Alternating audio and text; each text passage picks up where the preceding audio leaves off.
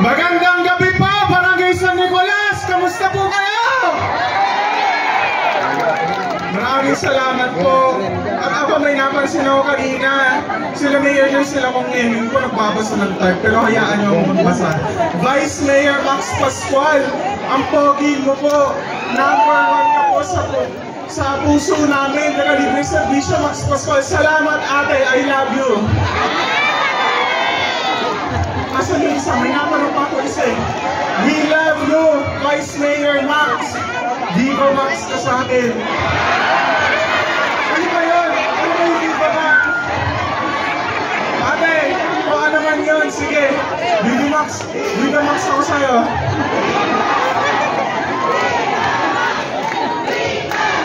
Woo! Tama na. Magulas dili po tayo.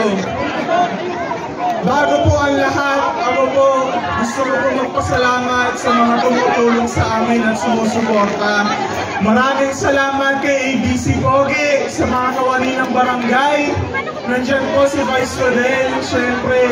Salamat kay Ate Jackie ko. Salamat kay ST Celine at mga kagawad niya. At syempre, maraming salamat sa mga mare natin ng San Nicolas. At sa mga Tiger Knights ko, maraming salamat sa suporta. At syempre sa mga sinuturan ko po kami mula bayanihan, maraming salamat po sa mga nakapaligid na kasama namin. Ito na, magsisimula na ako. Bago po ako magsimula, gusto ko po magpakilala ulit sa inyo ng formal. Ako po si Vice Mayor Max Pascual. Pamangkin buo po ako ni Mayor Joy Pascual at ni Congressman Eming Pascual. At ako po, pinagmamalaki ko, apo po ako ni Boy Pascual. At ako po, pinanganak ako sa Good Samaritan, dun pa sa Kabanatuan. Ang naglabas sa akin sa tiyan ng nanay ko, si Doktora Angelita Zamora. At ako po, nag-aaral ako mula daycare hanggang senior high school dun sa Divina Pastora College, dyan lang sa may bayan. Ba't ko po ba na ako kwento?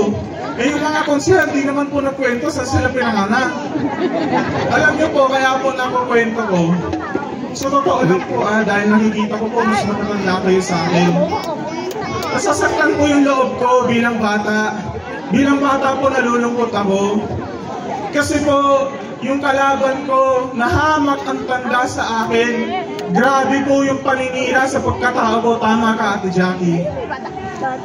Alam niyo po ba ang sinasabi?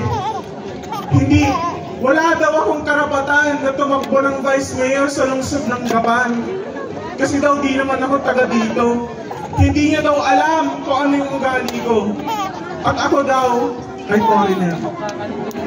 Pakinggan niyo nga po ako magsalita, para ba akong foreigner? Alam niyo po, masakit po sa akin na sabihin na hindi niyo alam yung ugali ko. Isa lang po ang sasabihin ko. Kung sila ngayon pa lang nagpapakita na nag-house to house, ako po, nung bumagyo ng Nobyembre, hina-house to house ko yung mga looban sa San Nicolas, binibigyan ko ng food packs. Hindi po ito dahil nangangampanya ako noon, dahil po alam ko na kailangan nyo yun. Yun po ang ugali ko, masipag po akong bata, ganun po ako pinalaki ng tito at tita ko. Boring lang daw ako. Abay, yun naman po, di ko nakasalanan kung maputi ako.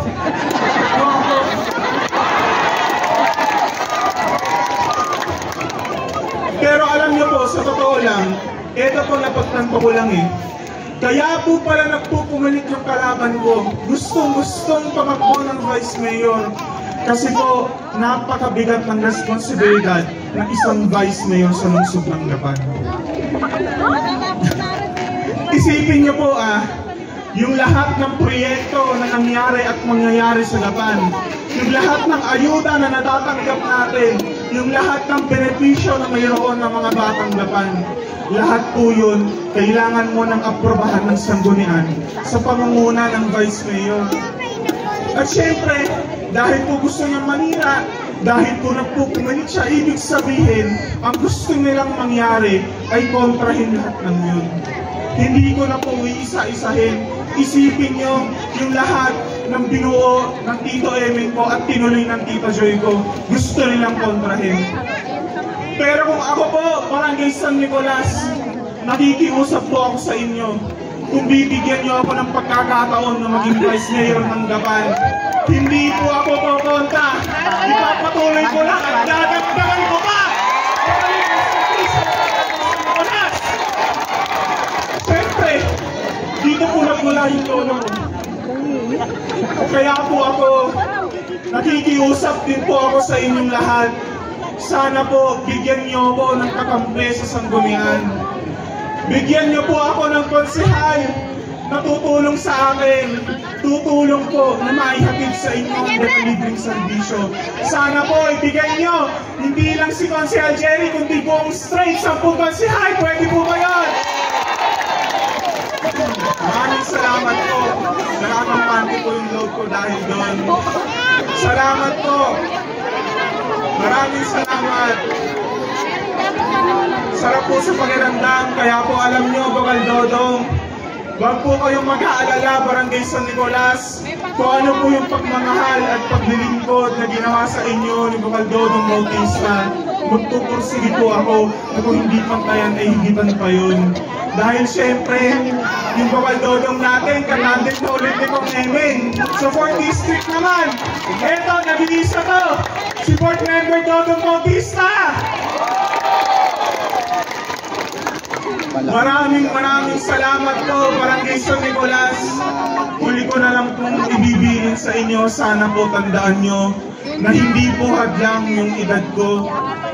Na kahit po bata si Vice Mayor Max Pascual, nakita nyo na at ipapakita ko pa ulit sa inyo na magiging mas masaya at mas maunlad ang Barangay San Nicolas dahil mas masipag po ako magserbisyo. Kaya po ang Barangay San Nicolas, sa Megalibre Servisyo, magkakaroon na ng joy to the max!